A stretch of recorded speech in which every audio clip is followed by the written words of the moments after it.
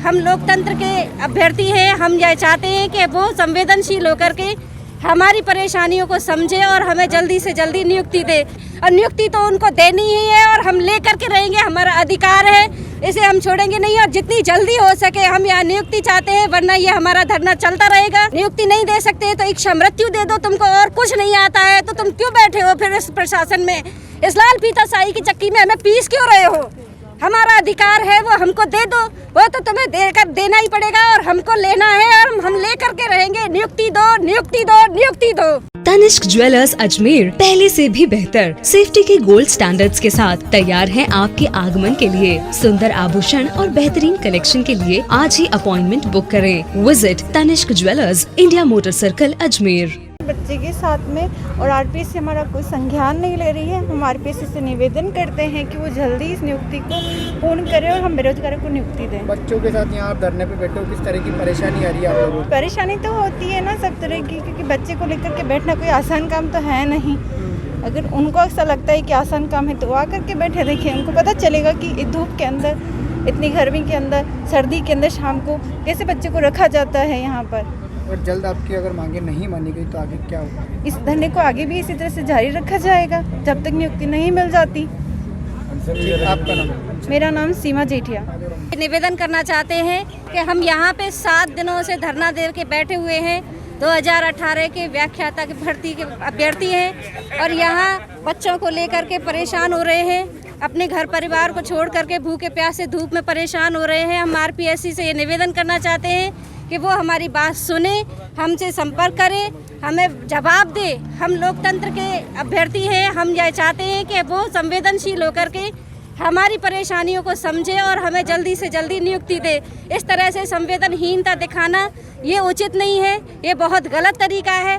ये बिल्कुल संवेदनहीन हो गई है आरपीएससी। इसने एक बार भी हमसे संपर्क करने की या फिर हम पे वार्तालाप करने की प्रयास बिल्कुल नहीं किए हैं। हम ये कहना चाहते हैं कि वो हमारी बात को अच्छे से सुने और नियुक्ति तो उनको देनी ही है और हम ले करके रहेंगे, हमारा अधिकार है, इसे हम छोड़ेंगे नहीं। और जितनी जल्दी हो सके हम यहाँ नियुक्ति चाहते हैं, वरना ये हमारा धरना चलता रहेगा अनिश्चित काल तक। नियुक्ति नहीं दे सकते तो इच्छा मृत्यु दे दो। तुमको और कुछ नहीं आता है तो तुम क्यों बैठे हो फिर इस प्रशासन में? इस लाल फीता शाही की चक्की में हमें पीस क्यों रहे हो? हमारा अधिकार है वो हमको दे दो, वो तो तुम्हें देना ही पड़ेगा और हमको लेना है और हम ले करके रहेंगे। नियुक्ति दो, नियुक्ति दो, नियुक्ति दो। आज किस तरह से प्रदर्शन किया? आज हमने जो प्रदर्शन किया है जी, बैठे हुए हैं, हम सुबह बैठे हुए हैं अपने बाल बच्चों को लेकर के। घर परिवार की परेशानियों को झेलते हुए हम परेशान हो रहे हैं। यहाँ हमने क्लास लगाई है और यहाँ पे हमने पानी पिलाया है। गांधीवादी तरीके से हम अपनी बात प्रशासन तक पहुँचाना चाह रहे हैं कि वो कम से कम हमारी बात को सुने और समझे और हमारे प्रति थोड़ा सा संवेदनशील हो। हम सरकार से ये कहना चाहते हैं कि हमारी समस्याओं को समझो, ये तुम्हारा कार्य है और अपने कार्य को पूरी ईमानदारी से निभाओ। जितनी जल्दी हो सके हमें नियुक्ति दो। हम सिर्फ नियुक्ति चाहते हैं, ये हमारा अधिकार है और हम ले करके रहेंगे। आपका नाम? उमा देवी चौहान। देखो भाई साहब, यहाँ पे रोड पे पड़ा रहना हमारा शौक नहीं है, ये हमारी मजबूरी है, जिसकी वजह से आज यहाँ पे हम रोड के ऊपर दर दर की ठोकरें खा रहे हैं।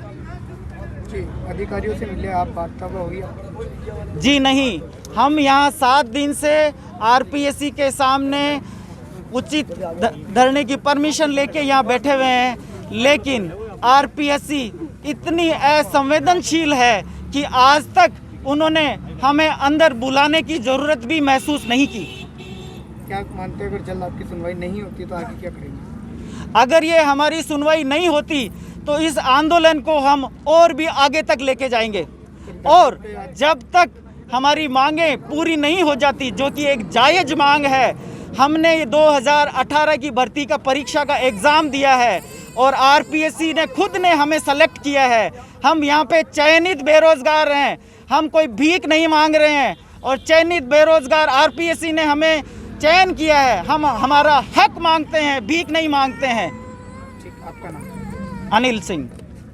हम यहाँ अजमेर में धरना दिए हुए 7 दिन आज हमें हो चुके हैं, लेकिन धरना तो 7 ही दिन हुए हैं, लेकिन हम 3 साल से धरना ही समझो। इस बात को भी 3 साल से भर्ती को पूरी हो चुके हैं और 7 दिन तक हम बिल्कुल यहाँ पे कैसे कैसे मेहनत, कैसे आर्थिक रूप से जूझ रहे हैं ये हम जानते हैं। हमारी पैसे नहीं है हमारे पास और मानसिक रूप से अवसाद में भी हैं। घर वाले ताने मारते हैं।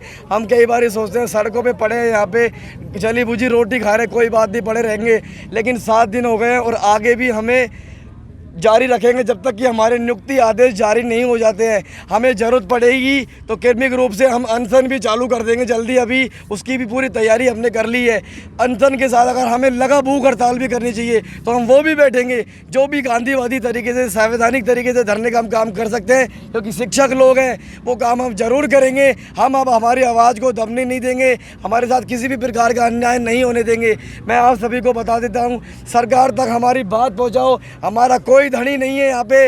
आज हम शिक्षक तो हैं यहाँ पे, लेकिन हमें बीकानेर शिक्षा निदेशालय ने स्कूल तक भी आवंटित कर दी गई, लेकिन वो स्कूल में जाने का हमें मौका दिया ही नहीं। तो इसलिए हमें मजबूरन या सड़क पे टेंट के नीचे लगा के स्कूल यहीं चलानी पड़ रही है। हमारे पास कोई बच्चे नहीं है पढ़ने के लिए, सरकार ने बच्चे नहीं भेजे इस टेंट में, तो हम मजबूरन हम व्याख्याता को ही बच्चे बनने पड़ रहे हैं। हमें ही पढ़ना पड़ रहा है, हम ही खुद ही पढ़ा रहे हैं। बेरोजगार है, आर्थिक है, एक दूसरे से 10-10, 20-20, 50-50 रुपये इकट्ठा करके यहाँ आर्थिक रूप से जूझ रहे हैं। 7 दिनों से लगातार अलग अलग जिलों से, 33 जिलों से सभी भाई बहन 50-50 की संख्या में यहाँ पे निरंतर आ रहे हैं और आगे भी ये आते रहेंगे। लगभग 15 दिनों तक की तैयारी हमारी पूरी है, लगभग 15 दिनों की पूरी तैयारी है और इसी प्रकार की तैयारी को हम जारी रखेंगे जब तक कि हमारी नियुक्ति ऑर्डर जारी ना हो जाए। हमें किसी प्रकार का आश्वासन, किसी प्रकार का कुछ नहीं चाहिए। माननीय शिक्षा मंत्री जी डोटासरा जी से मैं निवेदन के साथ कहता हूं,